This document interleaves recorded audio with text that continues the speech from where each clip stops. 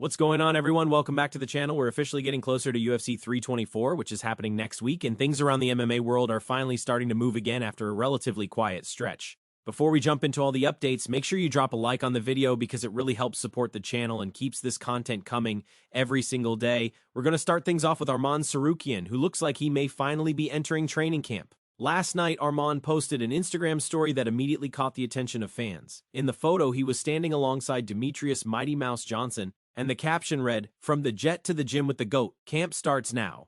Naturally, this sparked a lot of speculation about what's next for him.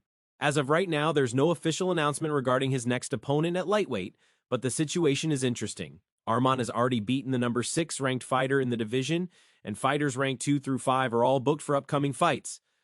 That doesn't leave many clear options, which raises questions about who the UFC might match him up with.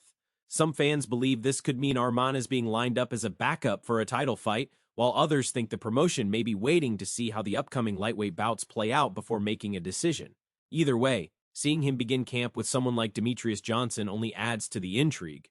From there, attention shifted to Magomed Ankalaev, who recently broke his silence after weeks of being completely inactive on social media. Fans had noticed that Ankalaev, who was extremely vocal leading up to his loss against Alex Pereira, suddenly disappeared from X afterward. Before that fight, he was constantly tweeting, calling people out, and stirring up conversation. But once the loss happened, there was nothing. That didn't go unnoticed, and members of the MMA community started pointing it out publicly. A few days later, Ankalaev returned with a short post saying, "I'm back. Who you guys want to see me fight next?"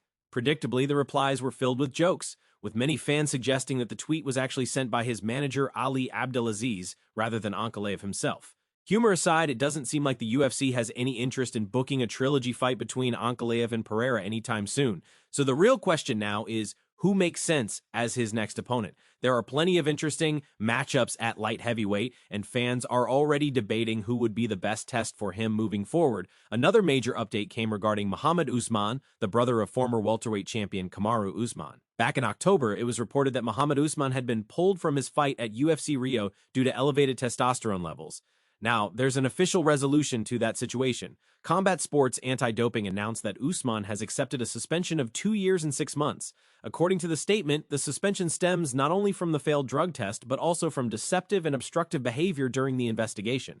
His suspension officially began on October 9th, 2025, the day he was notified of the positive test and removed from the Rio card, and it will run through April 9th, 2028. The agency stated that Usman tested positive for testosterone, a substance prohibited at all times under the UFC's anti-doping program, from an out-of-competition sample collected in September 2025 in Florida. While he ultimately admitted responsibility, officials noted that he did not do so promptly and only came clean after they confronted him with independently gathered evidence.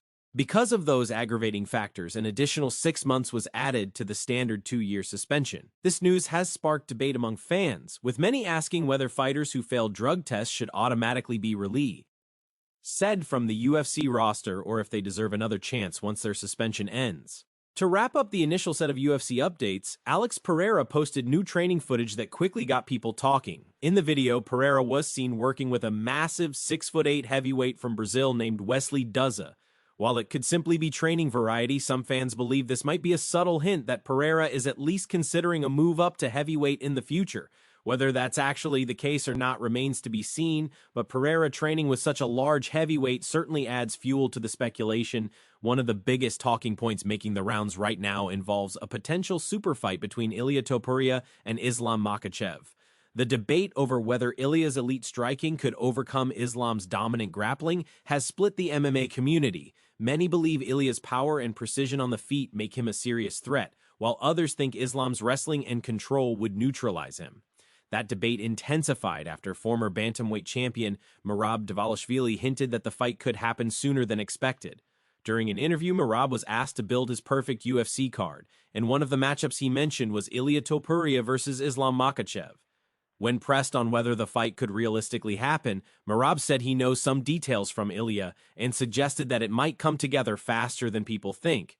At the same time, Dana White has mentioned that fans want to see the winner of Justin Gaethje versus Paddy Pimblett face Ilia Topuria next. However, Dana also said that nothing is set in stone and that things will play out throughout the year. If Paddy were to win, the UFC may push for a Paddy versus Ilya fight due to the massive attention it would generate. But if Justin Gaethje comes out on top, there's a scenario where Ilya could vacate the belt and move up in weight to face Islam Makhachev at welterweight.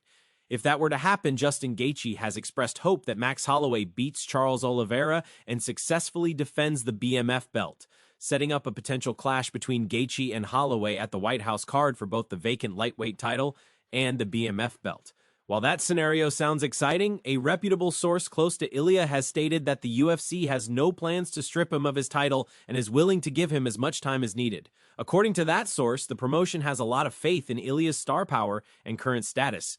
Merab also went on to praise Ilya extensively, saying that after spending time training with him, he's convinced Ilya could beat Islam even if the fight takes place at welterweight. Merab described Ilya as a phenomenal athlete with a level of power and technique he hasn't felt from anyone else, whether in striking, wrestling, or jiu-jitsu. He said Ilya has a very real chance against Islam, and even suggested he would slightly favor Ilya in that matchup. Dana White, meanwhile, had high praise for Merab himself, calling him one of the most reliable fighters on the roster and saying he would accept a fight on short notice without hesitation. Shifting gears, Conor McGregor recently reacted to Dana White seemingly shutting down the idea of a fight between him and Michael Chandler at the White House event. Dana said in an interview that the fight isn't happening there and described it as old news. While many fans agree that the matchup has lost some momentum, it's hard not to feel for Chandler, who has waited a long time for a payday of that magnitude and has consistently called out McGregor over the past 2 years. Conor responded with a now-deleted tweet, leaving fans to speculate about his true intentions.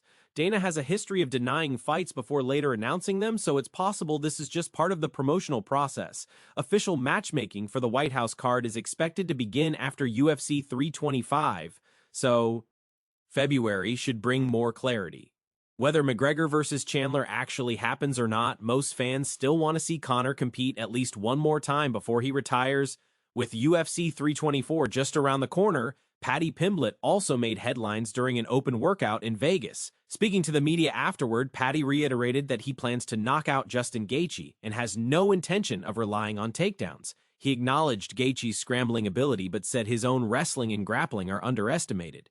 Paddy made it clear that he wants to strike with Gaethje and prove that the gap on the feet isn't as large as people think. Emphasizing the difference between pure boxing and being a complete MMA striker, Paddy also addressed ongoing talk about Arman Tsarukyan, saying he's frustrated by claims that he's been ducking him. According to Paddy, he was never offered that fight and would accept it immediately if it were on the table. He went as far as saying he'd fight Arman, Max Holloway, or Charles Oliveira without hesitation. In another interview, Paddy doubled down, claiming Arman's grappling is overrated and saying he wants to shut him up. It didn't take long for Arman to respond, firing back on social media with a short but sharp message implying that actions speak louder than words. Finally, Nick Diaz made some positive headlines outside the cage. After celebrating 1 year of sobriety and completing rehab, Nick appears to have married his longtime girlfriend, Kayla. He was also seen meeting Strickland for the first time, with Strickland sharing a heartfelt reaction and expressing his admiration for Diaz, calling him a legend he grew up watching. The moment resonated with fans, serving as a reminder of Nick's impact on the sport and how respected he remains among fighters today. And that's going to wrap things up for today's video. Make sure you subscribe and turn on notifications so you never miss an update, and as always, we'll see you all tomorrow.